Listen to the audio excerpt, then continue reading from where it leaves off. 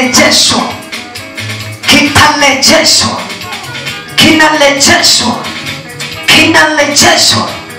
Ndoa yako itarejeshwa, afya yako itarejeshwa, hatima yako itarejeshwa, maisha yako yatarejeshwa, ili ukae katika mpango wa Mungu.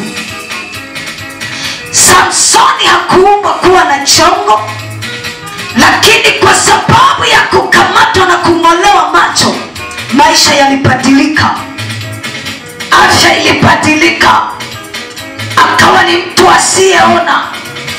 Kumbe alikuwa anaona, alikuwa mtu mwenye nguvu, ulikuwa ni mtu mwenye nguvu.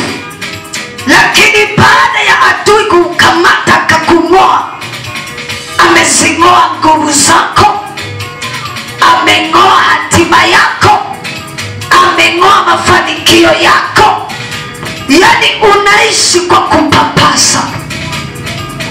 Liko tumaini kubwa katika huyu Yesu, tumaini la kurejesha kila ambacho adui yako ameking'oa kwenye maisha yako.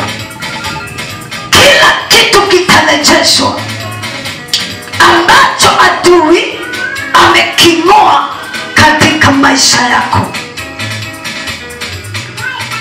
Kila ambacho adui ameng'oa akampa mtu mwingine, leo hii adui anabadilisha. Anaweza akang'oa jicho kutoka kwa Amina akampa mtu mwingine jicho.